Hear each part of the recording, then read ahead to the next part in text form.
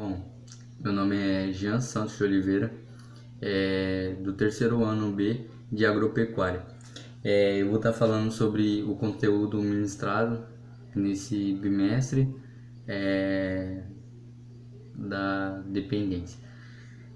Eu vou começar falando sobre matriz, que é o principal conteúdo que foi ministrado nas aulas.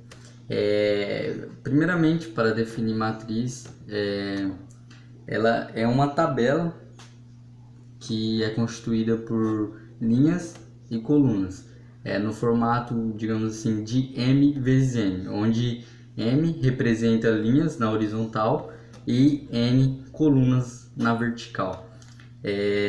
A função de uma matriz é relacionar dados numéricos e, por isso, ela acaba sendo não só importante na matemática, como em diversas outras áreas onde são aplicadas as matrizes. E quando a gente fala em matriz, né, a principal função é a gente localizar o determinante dessa matriz. E para a gente entender melhor, eu vou definir o que é determinante. Determinante, ele é um número que é associado a uma matriz quadrada, né? E esse número ele é localizado é utilizado diversos tipos de cálculos e tal, com os elementos que estão dentro dessa matriz quadrada, que vai fornecer esse número que é o famoso determinante. E é importante lembrar que uma matriz, a gente tem matriz de várias ordens. Temos de ordem 1, ordem 2, ordem 3, ordem 4, ordem 5 e assim por diante. Na matriz eu vou estar falando, né, como se resolve algumas delas e tal. Na matriz de ordem 1, não tem muito o que fazer. O determinante dessa matriz é o próprio elemento que está nela, pois ela é composta por uma coluna e uma linha, ou seja, é o mesmo número. Já na de ordem 2, a gente já pode estar utilizando um cálculo. E esse cálculo é feito da seguinte maneira: você vai ter uma matriz, né, com duas linhas, né, e duas colunas.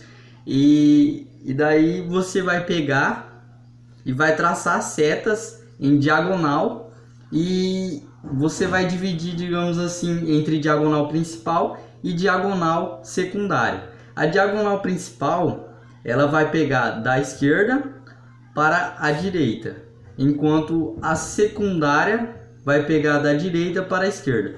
E você faz a multiplicação, então, da diagonal principal, dos números que estão na diagonal, você multiplica e vai dar um resultado. E os que estão na diagonal secundária, que é da direita para a esquerda, vai dar outro resultado. Você faz a subtração da diagonal principal com a diagonal secundária. Assim você vai ter o determinante dessa matriz de ordem 2.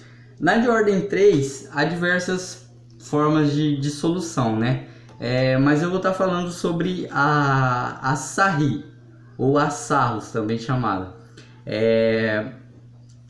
Nesse caso, você vai ter uma matriz de ordem 3, né? Ou seja, 3 linhas e 3 colunas, e você vai espelhar, basicamente, as duas primeiras colunas.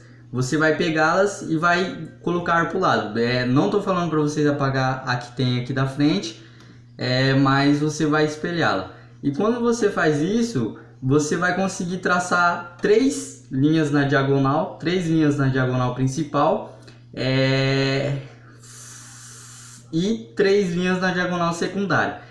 E o que você vai fazer? Você vai multiplicar, né, esses números da esquerda para a direita, você vai multiplicando os que estão na linha da diagonal e vão somando, assim, nas 3 setas que você for fazer, né? E daí vai dar um resultado. Você faz a mesma coisa com os da diagonal secundária. Você multiplica e vai dar outro resultado. E esse resultado você vai diminuí-lo, diagonal principal menos diagonal secundário. Assim você vai ter o seu determinante dessa matriz utilizando o método Sarri. Também, né, foi trabalhado nesse bimestre teoremas. Eu vou estar falando sobre o de Jacobi. Nesse teorema, ele trabalha da seguinte forma. Se você tem uma determinada fila, essa fila pode ser somada com outra fila e multiplicada também por filas, entendeu? E esse não vai alterar o seu determinante. Ou seja, a matriz original não há interferência alguma se você fizer esses processos que eu acabei falando, de adição e multiplicação. Por exemplo, você tem uma matriz de ordem 2. Você pega os dois números de cima e soma com os de baixo. Se você for realizar a multiplicação e tal por diagonal principal por diagonal secundária, os resultados da determinante vai ser o mesmo, não vai ter alteração. Temos também a regra de Chiot, que foi ministrado nesse bimestre. E essa regra ela é basicamente o seguinte: você vai pegar uma matriz, por exemplo, uma matriz de ordem 3, e você vai ter que ter, digamos assim, a primeira linha e a primeira coluna vai ter que ter um número 1. O número 1 vai ter que apresentar nessa matriz.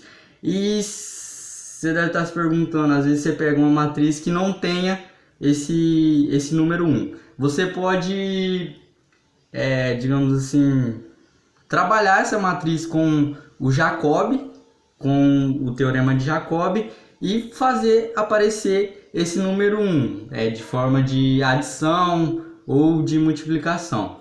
Fazendo isso, você vai traçar sobre esse número 1 a coluna. Vamos dizer, você pode fazer uma linha imaginária ou realmente traçar no seu caderno a coluna e a linha. Assim vai sobrar o restante da matriz, né?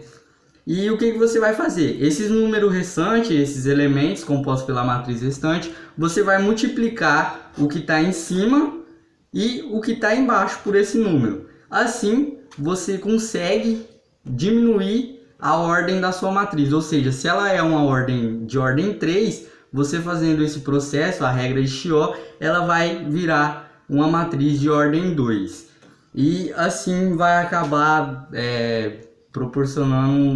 vai facilitar o seu trabalho. Basicamente isso que a gente trabalhou, né, nesse bimestre. Foi sobre matrizes e determinantes e tal, teoremas, regras e todos os elementos que trabalham com matrizes.